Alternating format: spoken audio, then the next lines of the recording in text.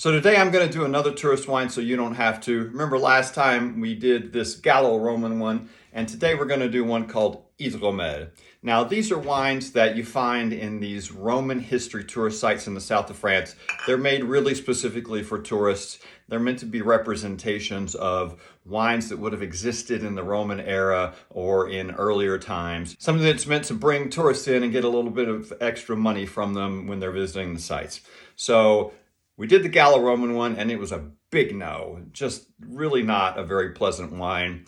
Lacked any sort of fruit, had some sweetness, and was really more medicinal. So it was kind of like a light cough medicine.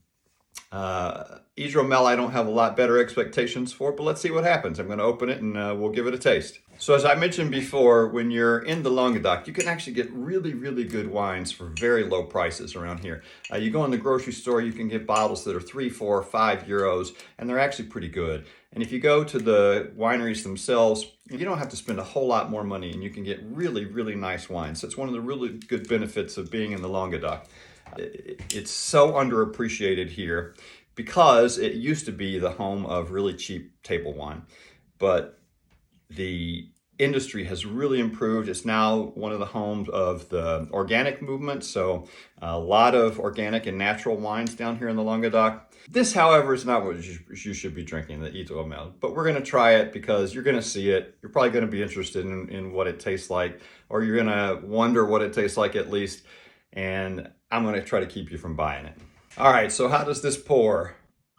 Whoa, that is a vastly different color than we had from the Gallo-Roman one. I don't know if you remember, but the Gallo-Roman was very light, kind of straw colored. And look, this is very amber, dark, honey colored. So we'll see how this comes out. That color's not surprising because this is made out of honey. This is called Miel de Pédoc, and it's aged in oak barrels. So you're going to get some of that depth of color, some of that maybe depth of flavor, some secondary flavors, maybe tertiary flavors. I doubt it probably isn't aged that long, but we'll see. It's interesting, it says you can actually serve it whipped in a frappe. So we're not going to do that, but I'm going to give you a sense of what it tastes like right now. So the alcohol hits pretty quickly, and then it's followed by the notes of honey and some almost rosemary. The honey is very, very predominant as you continue to smell that. All right, let's see what happens. Yeah, it's like drinking honey. If you took, for instance, there's a really popular honey around here, it's chestnut honey. It is absolutely delicious. It's a little bit like drinking a melted version of that because there's that hint of something extra in the honey afterwards. You know how I could see having that? Actually pour that over some vanilla ice cream. It'd probably be absolutely delicious. A lot like what they have something here called a coupe colonel. That is basically vodka on ice cream. This would probably be pretty nice on that. Not something I would just drink on its own, even as kind of an aperitif. It's a little much.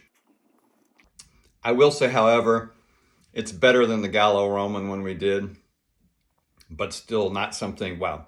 I couldn't even finish a glass of that. The sweetness becomes overpowering as it goes on. And I mean, if you can imagine just taking spoonful after spoonful of honey, it's a little bit what you're getting here. So again, another tourist wine, another thing for you to see in the store when you're visiting and not buy because you've already seen me drink it. Hope you enjoy your day. See you soon.